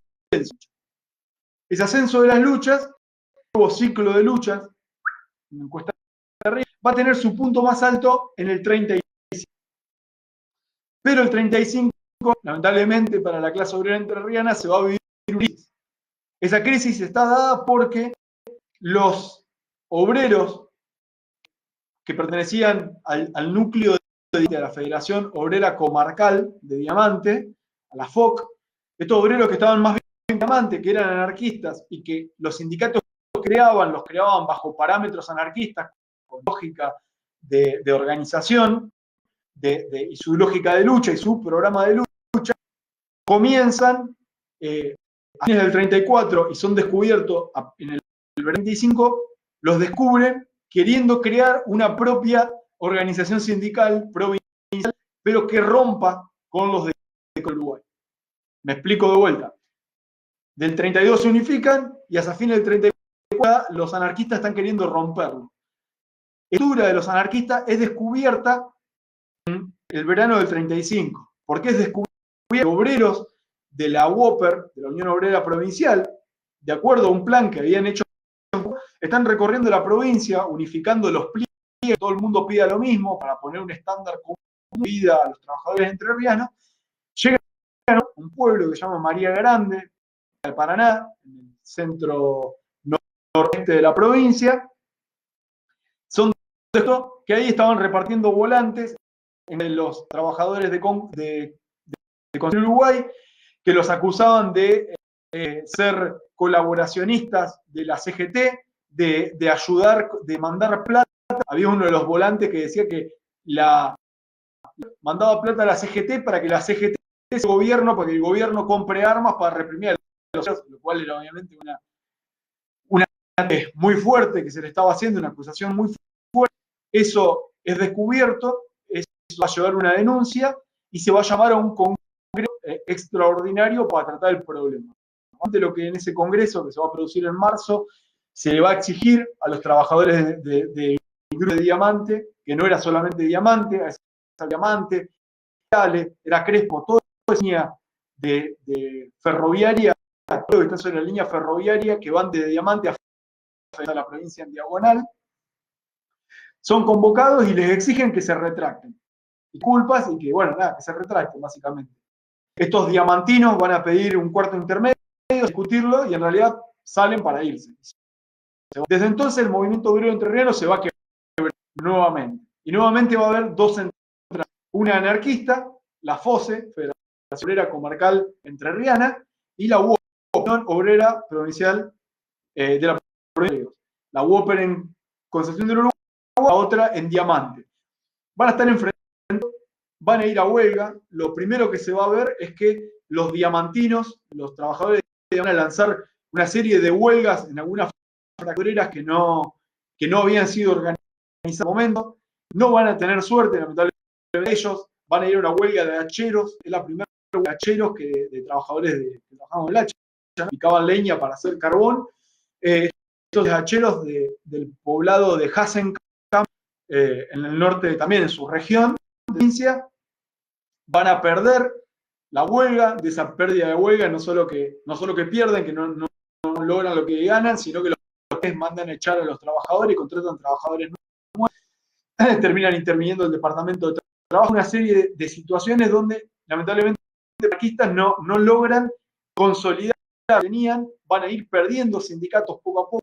Los sindicatos se declaran autónomos para decir: yo no estoy ni con la UOPER ni con los anarquistas, no estoy con las dos corrientes, y hacia el 36 van a comenzar a sufrir una fractura que es fundamental. Esa fractura fundamental se la columna vertebral de toda la experiencia era el sindicato de estibadores de Diamante.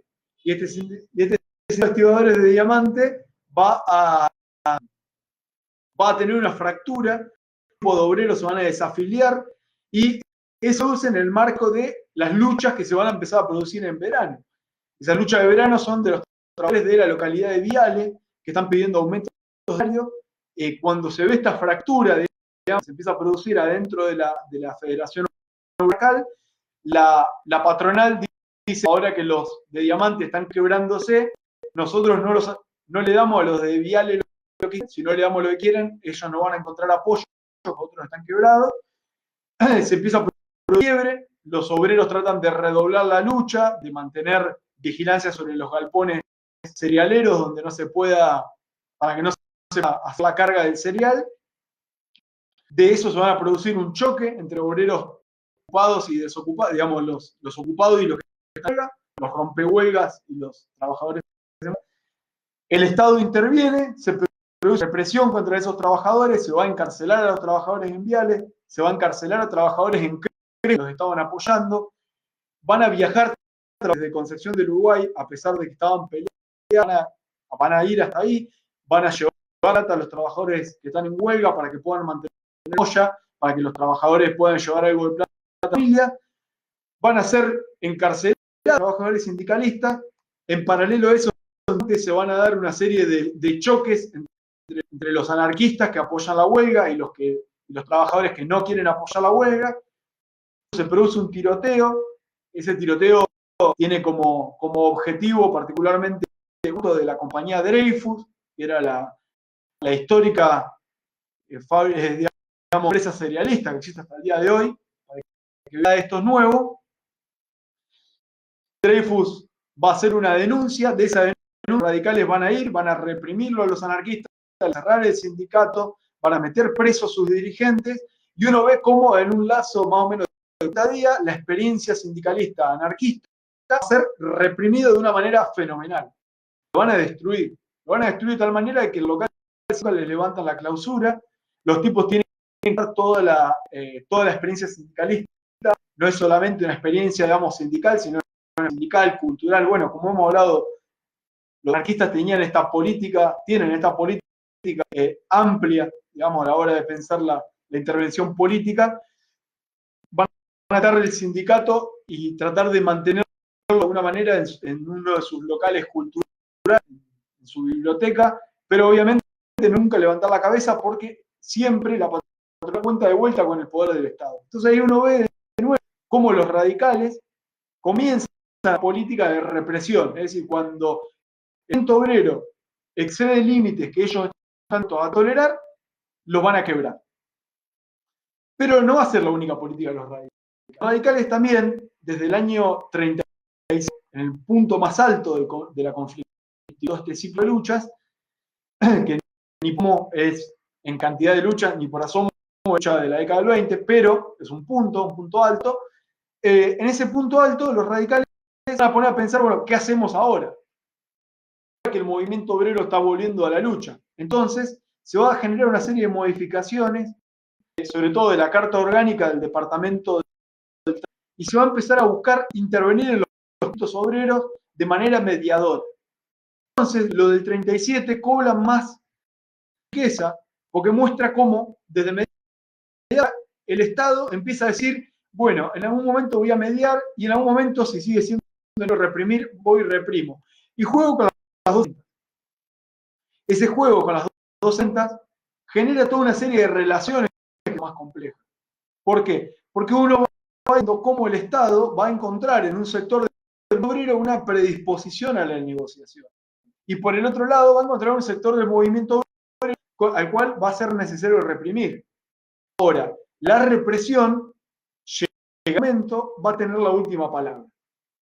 Yo estoy reprimiendo a los anarquistas, y vos que sos sindicalista, que estás de acuerdo con la negociación y que estás de acuerdo con la mediación, venís a apoyarlos a estos, a vos ni te reprimo. No tengo ningún problema en ir a reprimir. ¿Esto qué quiere decir? ¿O qué nos muestra? ¿O qué nos enseña? Nos enseña que el Estado, en última instancia, descansa su poder en la violencia.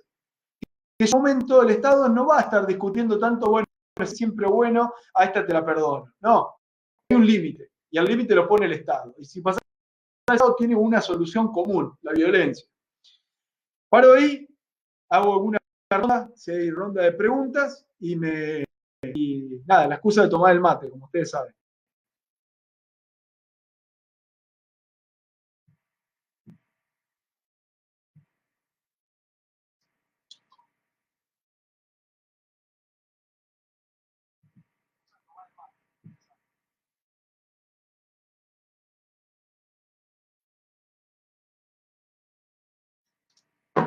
Bien, Pablo Mediza saluda.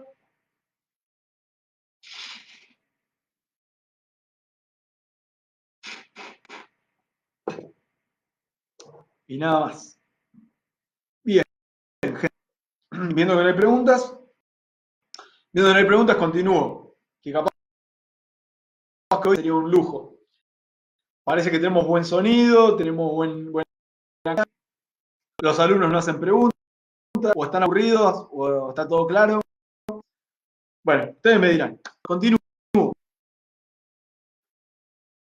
En la década del 30, no solamente se va a ir dando eso, el proceso de represión de los anarquistas le va a dar la hegemonía a los sindicalistas, esa hegemonía sindicalista va a hacer que el sindicalismo consolide su política reformista, su grado de entendimiento con el Estado, vinculación constante con el Estado.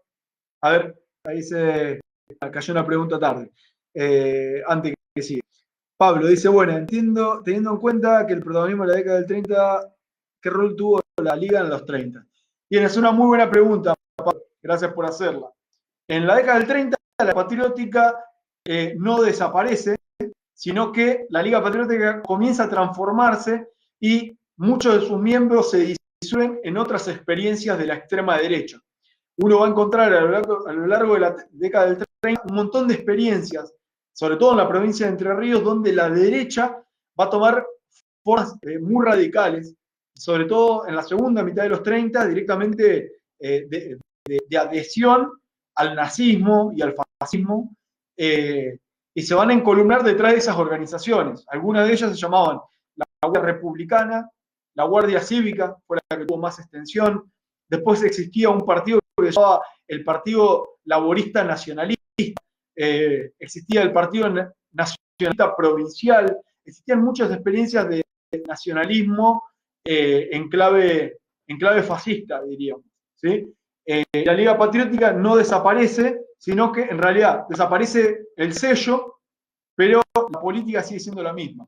Ahora, no va a tener ni por asomo el grado de participación que supo tener en la década del 20, ¿no? Sobre todo en los primeros 20, que fue más radical. Y tuvo experiencia por todos lados, todos estos otros ejemplos de extrema derecha que yo comentaba hoy. Bueno, si no hay más preguntas, continuamos. Decía que esta hegemonía del sindicalismo los va a acercar crecientemente al Estado y los va a acercar crecientemente al radicalismo en el poder. Diríamos que, de alguna manera, radicalismo y sindicalismo son dos caras de una misma moneda que se complementan. ¿Por qué se complementan? Se complementan porque el sindicalismo no tiene una disputa partidaria en el sentido electoral. El sindicalismo lo que quiere es que se respete la vida del sindicato. Por el otro lado, el radicalismo tiene representación electoral, pero a priori no le interesa el desarrollo de un sindicalismo radical. Entonces, son dos caras que se complementan a la forma de organizar el Estado. ¿Por qué? Porque tengo el movimiento obrero incorporado, pero un movimiento obrero que no se opone a que la representación política la tenga yo. A su vez, ese movimiento obrero apoliticista, como se decían ellos, que eran apolíticos, en realidad no eran apolíticos, lo que no querían en la vida de los partidos, metían a los sindicatos, esa política le sirve como un freno a otras experiencias del movimiento obrero que sí tenían un programa político. Un ejemplo claro de eso es los anarquistas. Los anarquistas tienen un programa político y estos tipos sirven como un freno. Pero hay una experiencia que la del 30 obsesiona mucho más a la burguesía que los anarquistas. Esa experiencia que tiene un desarrollo mundial y un desarrollo con fuerza en la Argentina, y la provincia de Entre Ríos va a tener algunos ejemplos donde uno los ve, es el comunismo. La década del 30 va a ver y va a conocer en la provincia de Entre Ríos, al igual que en el resto del país y en el resto del mundo, un crecimiento del Partido Comunista. Un Partido Comunista que se ve vencedor de la crisis del 30, que se ve vencedor de la única crisis, de la única revolución obrera del mundo, que logra mostrar que existe un modelo de revolución comunista que triunfa, que es aplicable, que no es solamente un programa político, sino, bueno, yo te muestro, esto está pasando en algún lugar, y que con sus fortalezas y sus debilidades había hecho Rusia un país atrasado, un país, digamos, moderno y que todo el mundo lo consideraba. Entonces, esa potencia moral, si quiere, que tienen los comunistas, les hace tener una confianza y un poder que otras corrientes no la tienen. Y eso uno lo va a ver en todos lados. Hasta el año 35, el Partido Comunista en todo el mundo tiene una política que se llama clase contra clase. No queda mucha duda de qué es eso, ¿no? Clase contra clase es básicamente, hay que organizar los obreros y hay que prepararse para la revolución. La revolución está a la vuelta de la esquina y vamos a ver. Ese clase contra clase, la provincia de Entre Ríos se ve inicialmente, la primera referencia que yo tengo por lo menos es en 1931, cuando apresan a un grupo de obreros que están tomando el tren que desde Estación Yeruá hasta Concordia, y en el transcurso, en la ruta que hace el tren, van adentro del tren volanteando a los conscriptos, a los obreros con uniforme que están haciendo el servicio militar obligatorio, y los están volanteando, invitándolos a que, si se declara una huelga general revolucionaria, no se levanten en armas. Y explicándole qué es el comunismo y qué es lo que pretenden hacer. Para mala suerte de estos obreros que estaban volanteando, estos militantes comunistas, van a volantear justo a un oficial, pero que está de ropa de civil. Este oficial de ropa de civil, cuando llega a la estación, los denuncian, son apresados. Y de ese apresamiento comienza todo un análisis de cuál era realmente la extensión de esta tarea militante, y descubren que era mucho más amplia de lo que se creía, que se estaba haciendo en otras misiones del ejército, y que en todas era con la misma clave: buscar subvertir a los soldados, explicarle el programa comunista y buscar de alguna manera prepararse a que, si había un momento de crisis social, que estos tipos, que en última instancia son obreros con uniforme, no se encarguen de ser las fuerzas represivas. Para estos pobres obreros, naturalmente, les tocó el peor de los destinos. Eran argentinos, así que no fueron expulsados del país, sino que los mandaron a donde se mandaban a todos los agitadores políticos en ese momento, que era a Ushuaia. En Ushuaia estaba la cárcel del fin del mundo, en eso que le llamaban la Siberia argentina, y ahí los van a tener presos durante 2 años. Menos a uno, mandan preso a 2 de ellos. Uno de ellos no, porque era menor, y el que era menor, tenía 17 años, lo tuvieron cautivo. Cuando cumplió los 18 años, lo tuvieron preso en la cárcel de Gualeguaychú. Y se hicieron cargo de este pobre pibe, se hicieron cargo los miembros del sindicalismo, los miembros sindicalistas de Concepción del Uruguay, que eran los que le llevaban comida, le prestaban un abogado, etcétera, etcétera, etcétera. Esa aparición del comunismo, que en ese momento fue una clave claramente revolucionaria, claramente preparándose para la revolución, hacia mediados de la década del 30, hacia el 35, uno empieza a ver cómo el comunismo encuentra la otra beta por la cual el comunismo estaba abierto, que era la organización sindical, pero no en la clave que lo hacían los otros, sino en una clave diferente. Esto es la clave de organizar no por oficio, sino por forma de industria. Eso les permitía a los sindicatos, por ejemplo, lo que hicieron ellos, crear en la ciudad de Paraná el Sindicato Único de Obreros de la Construcción. Y este SUOC, el Sindicato Único de Obreros de la Construcción, tenía al interior del sindicato no solo los albañiles, sino tenía a los plomeros, a los carpinteros, a obreros que se encargaban de hacer ladrillo. Es decir, tenían un sindicato que en un momento llegó a tener más de 1.200 trabajadores, todos ellos unificados dentro de un solo gran sindicato. Eso le daba, diríamos, un gran poder de fuego, porque separaban todas las obras, se hacían una movilización, eran cientos de obreros, y eso les generó un beneficio. Ese modelo contrastaba con el modelo sindicalista, que seguía organizado por oficio. Estaban los obreros albañiles de Concepción, los albañiles del otro lado. Entonces se ve cómo la tendencia sindicalista se convierte en un freno para todo ese proceso. Y ese freno para ese proceso es de alguna manera fogoneado por el Estado, que buscar que el comunismo no crezca, que el comunismo no tenga mayor arraigo. La tercera tendencia que sigue existiendo en el movimiento obrero y que crece y que tiene representación son los socialistas. El Partido Socialista tiene una política muy particular, diría yo, que es, por un lado, el Partido Socialista tiene sindicatos que son dirigidos por socialistas, fundamentalmente ferroviarios. Ferroviarios en la fraternidad, es decir, los que manejan las locomotoras, y la Unión Ferroviaria, que eran directamente los obreros encargados de todo el resto de las tareas, menos manejar las locomotoras. En esos dos sindicatos ferroviarios, los socialistas son los que tienen el mayor, el mayor arraigo. Pero, por ejemplo, en Concepción del Uruguay, todos los abogados que le van a prestar solidaridad a esos trabajadores, a los trabajadores sindicalistas, son del Partido Socialista. Una cuestión parecida pasa en Paraná. El sindicalismo, digamos, comunista o el sindicalismo comunista en la construcción, o socialista y comunista en los empleados de comercio, son apoyados por abogados socialistas. Entonces uno ve como una especie de tejido donde el socialismo termina funcionando en un lado como dirección y en otro lado es una especie de retaguardia, pero que cumple una función necesaria para el momento que se está viviendo. Hago una pausa y ya casi que cerramos. Aún se cierro. Así que aprovechen a hacer preguntas ahora si las hay. A ver. Bien.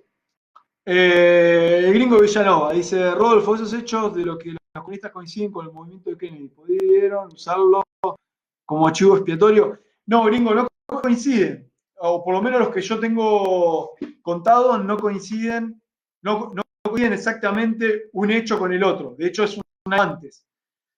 Pasa un año antes. Lo que sí te puedo contar es que por los hechos de los Kennedy, este levantamiento armado y la toma de la ciudad de La Paz por estos dos hermanos que eran estancieros, radicales y simpatizantes del irigoyenismo, que termina en una fuerte represión. Esa fuerte represión termina afectando al movimiento obrero de La Paz porque van a cerrarle el sindicato de obreros estibadores del puerto de La Paz.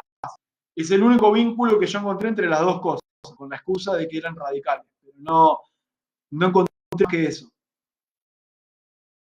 Karina Maneiro dice: ¿se sabe el nombre del menor que estuvo detenido o no fue un trascendente? Sí, Karina, yo en este momento no me lo puedo acordar. Los dos o tres que son presos son los tres propios, aparte apuntalaban el prejuicio, quiero decir. Tenían apellidos judíos, judíos polacos, todavía unos apellidos largos así, con muchas consonantes. Que no hay forma de que me los acuerde, lamentablemente, pero después te los busco y los pego acá abajo.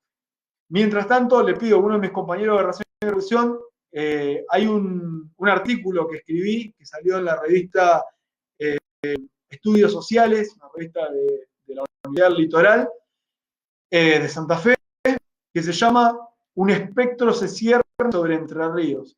Ese artículo ahí cuento lo que yo sé, o lo que pude hasta ese momento, hay cosas que agregué después, que saldrán en un futuro. Cuento sobre la experiencia comunista en la provincia de Entre Ríos. Está escrito, si alguno de mis compañeros lo puede buscar y pegarlo. Un espectro se cierne sobre Entre Ríos. Y obviamente con mi nombre. Y ahí está esta anécdota de los tipos que estaban volanteando y algunas otras más que no las tengo. Pero sí, habría que buscarlo. Es un hecho interesante es que en el año 41, que esto en parte empalma con la pregunta que hace un compañero más arriba, que hace Pablo, un segundo, perdón.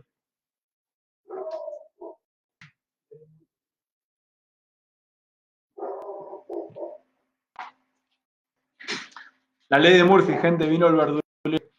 En el año 41 se produce en toda la Argentina una serie de discusiones sobre la existencia o no de nazismo. Y esa discusión de existencia del nazismo va a llevar a la creación de una comisión investigadora de la Cámara, que uno de los que la va a dirigir es un entrerriano, que es Silvano Santander. Este Silvano Santander, cuando viene a Entre Ríos, hace un balance de los supuestos nazis y hace unas investigaciones y denuncias sobre nazis en la provincia, y a esos nazis en la provincia de Entre Ríos los observadores le van a contraponer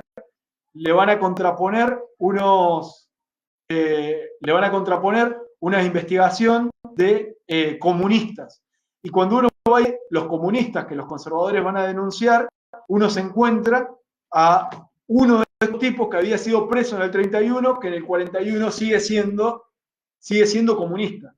Lo cual es un dato que a mí me pareció como muy interesante. Fue un trabajito que me tuve que tomar de estar buscando en la lista de apellidos de un lado y del otro a ver si encontraba hacer el seguimiento individual de esos sujetos. Y bueno, lo encontré a ese tipo que seguía ahí apareciendo como comunista. Pero eso está ahí Máximo hizo la tarea. Muchas gracias, Maxi, por pegar.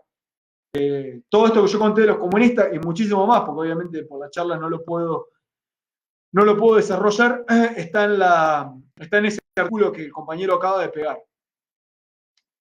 Néstor Fabián dice, ¿cómo actúan los servicios de inteligencia en ese momento? Hay un fondo de informes redactado para nuestra provincia. Sí, exactamente, Fabián, funcionan a través de diferentes mecanismos. Eso yo no sé lo que es el video o en el otro que tuvimos que eliminar, que era que existía un sistema digamos, de espionaje que estaba, hasta donde yo pude ver, por lo menos tenía 3 grupos que estaban abocados a la tarea de espionaje, que era, por un lado, el servicio de correo, por otro lado, el servicio de aduana, y uno tercero que era ejército. El ejército hacía servicio de espionaje. Luego, lo que hay dentro del servicio también uno ve es gente que denuncia y que algunos aparecen, están todos dentro de ese documento del servicio de inteligencia del Estado, que son gente que, bueno, va a la denuncia, o que denuncian a uno, denuncian a otro, que sean, diríamos, como soplones, por darle un nombre. Ahí está, mirá qué grande. El gringo hizo la tarea por 2. Ahí pegó de quiénes son estos comunistas de apellido judío. Perichitsky, Mandel, Janeski. De todos modos, yo recuerdo que en el trabajo yo cito una nota al pie y digo, estos apellidos, depende del diario, están escritos con 10 nombres, porque los van cambiando, depende del tipo que escribía el diario, le corre una Z, le corre una K, le pone una Y, le pone doble L, y lo van cambiando.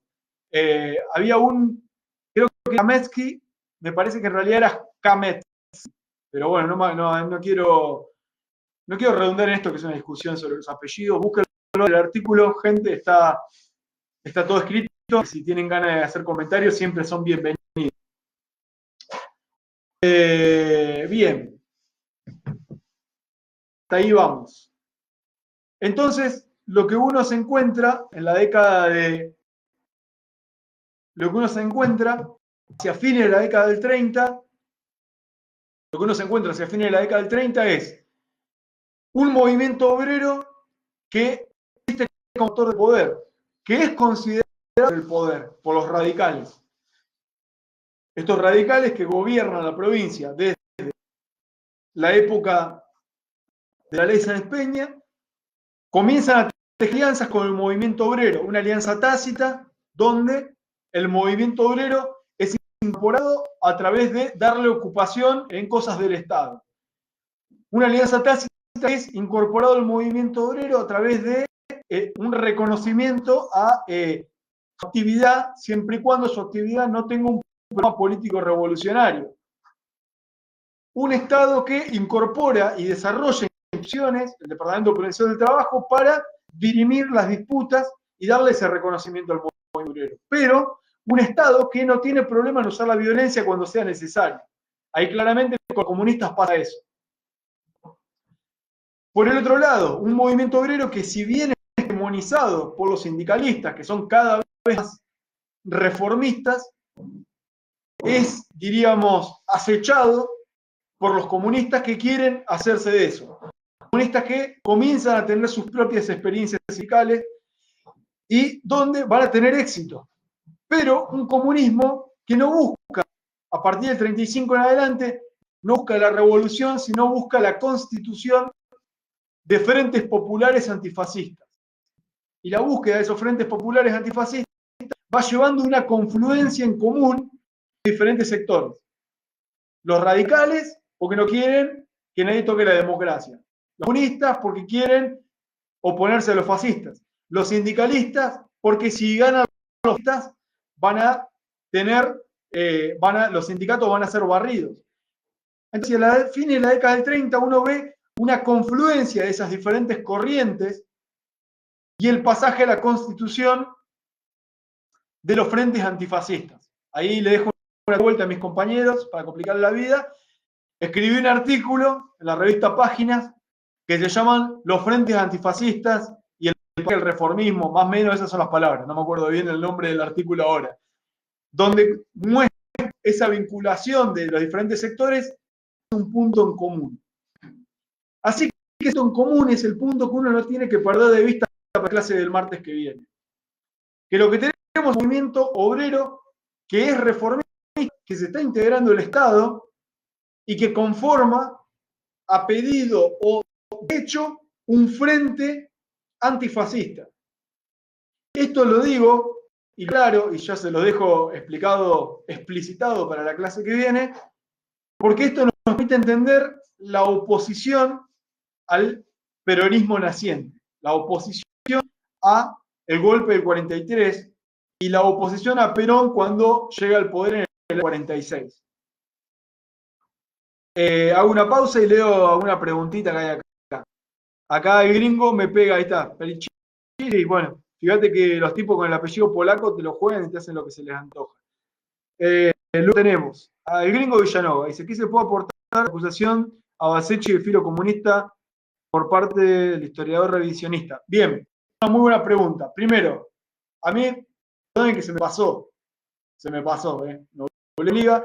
Hay un trabajo para todo este periodo que es muy bueno, que hoy por hoy tal vez es el único trabajo que tenemos hasta el momento, hasta que podamos escribir algún libro, que podamos editar el libro que llevamos escrito. No hay trabajo sobre el movimiento obrero, el que hay es el trabajo de Elisa Balsechi, que es Voces del Sindicalismo Entrerriano. Se asienta sobre todo en la experiencia de los trabajadores de Concepción del Uruguay. Ese trabajo es un trabajo sumamente recomendable para alguien que no haya leído nada y se puede conseguir todavía. Ahora, en el año 97, a la sombra de toda la pelea de los anarquistas, se va a vivir una vida paralela que es sobre los alcances reales del comunismo en Entre Ríos. Y esa discusión sobre los alcances reales del comunismo en Entre Ríos va a generar toda una serie de acusaciones muy fuertes contra el sector que pertenece a Concepción del Uruguay y todo eso.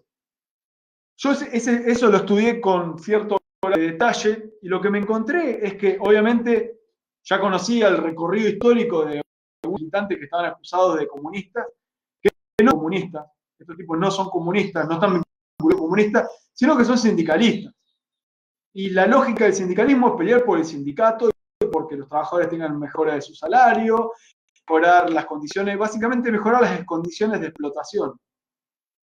Ahora, el imaginario de la extrema derecha, cualquier cosa abajo de una bandera roja es comunista, es soviético, y es acusado de, bueno, básicamente querer imponer una revolución socialista.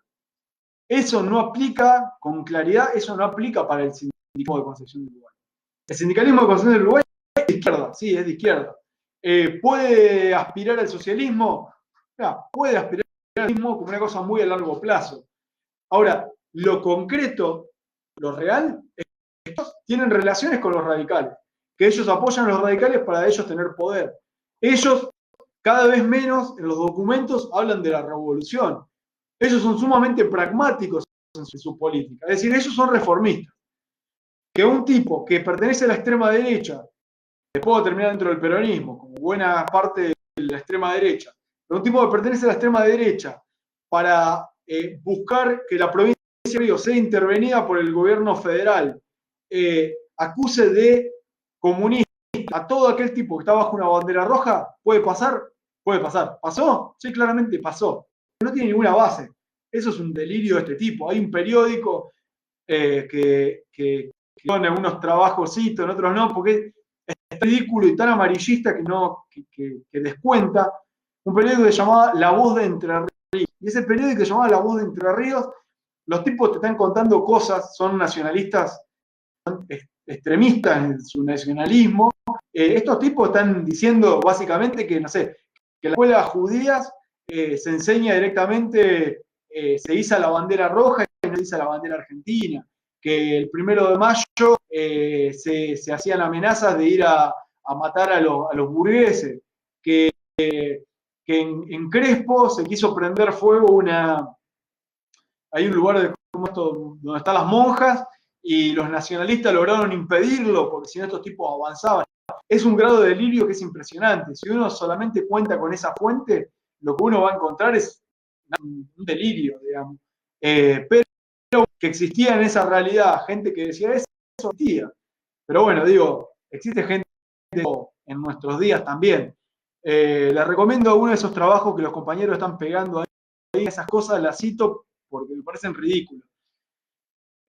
Las cito por lo ridículo, para darle color al relato histórico. Pero en el hecho histórico, la confluencia del movimiento hacia un reformismo, hacia una integración hacia el Estado, un entendimiento del movimiento obrero con la dirección política de la sociedad en manos de los radicales, y es esa la tendencia que ve. Le recomiendo de vuelta ese trabajo que acaba de hacer el compañero, La lucha antifascista hacia una politización reformista del movimiento obrero.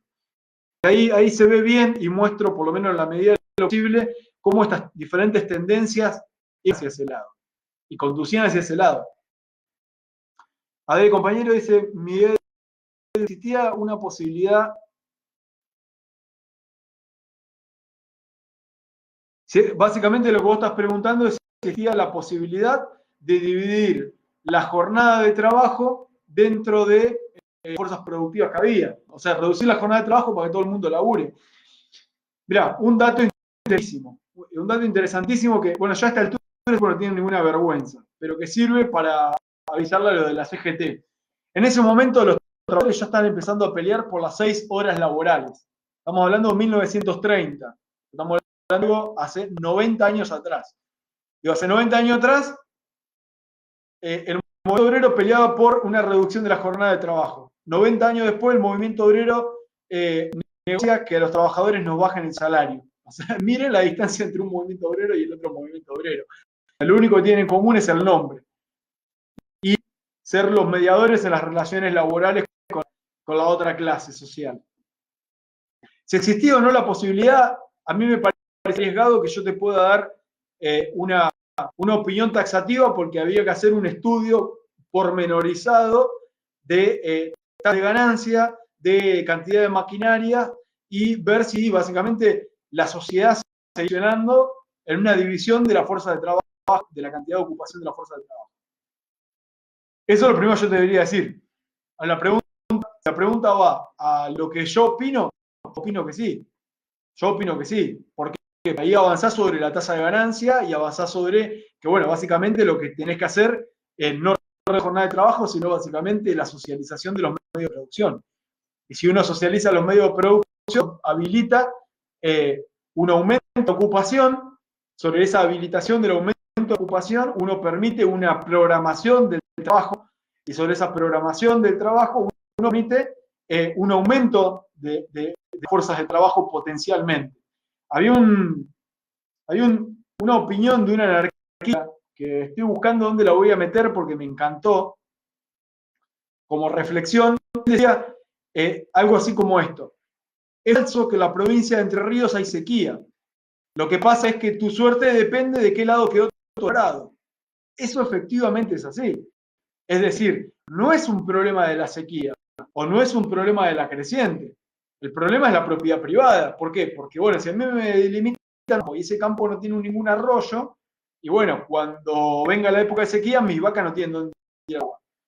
Y pasa exactamente lo mismo con la sequía, pasa lo mismo con la creciente, pasa lo mismo con un montón de cosas. Dicho de otra manera, la desocupación, la conformación de una sobrepoblación, la miseria, no son fenómenos intrínsecos a la realidad, son fenómenos intrínsecos a la realidad capitalista. Sobre otras bases sociales, sobre otras relaciones sociales, uno reconstruye la realidad. Bueno, eso permite otra forma de vida.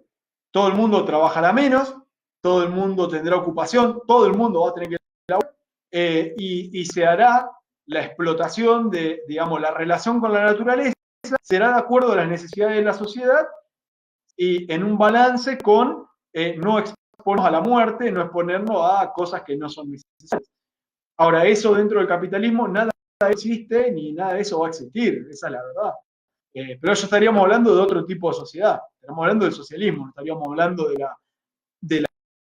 la etapa del capitalismo, donde el capitalismo prioriza la sociedad. Hay un punto donde la burguesía, en el peor de los casos, lo que es ir empobreciéndose al punto de que, bueno, están teniendo cosas. Para los trabajadores significa, bueno, estar desocupado, tener que chuparle las medias a algún caudillo local, emigrar, dejar a toda tu familia, a toda tu gente, a todos los que vos querés y extrañás, y así podemos seguir. Bueno, la burguesía significa, bueno, en el peor de los casos, bueno, ganarán un poco menos, en el peor de los casos tendrán que reempezar otra vez. No significa mucho más que eso, pero habría que hacer un estudio que muestre eso. Lo cierto es que siempre la especialización de los medios de producción resulta una forma de poder cambiar la desocupación. Bueno, gente, si no hay preguntas, no hay más preguntas, damos por concluido. La próxima y última clase, día martes. Día martes va a ser la clase, creo yo, más polémica, donde vamos a ver la formación del peronismo, la formación de cómo comenzó este fenómeno histórico que claramente marca la realidad argentina desde ese momento hacia adelante, que marca un quiebre, un cambio de una coyuntura de la realidad argentina y claramente un quiebre y una coyuntura del movimiento obrero, y vamos a tratar de ver cómo se produce esa fractura y cómo ese movimiento obrero y esa realidad social va a ser cambiada a partir de ese fenómeno, que es el estudio de esos 3 años. Vamos a aclarar que no bastó con esos 3 años, que el movimiento siguió hacia adelante, pero ahí les voy a recomendar el Perón Leaks de Gabatz. Pero bueno, terminamos con eso, gente. Nuevamente, un gusto estar con ustedes. Me alegro que se haya logrado vencer el obstáculo tecnológico que se nos imponía. Espero que la semana que viene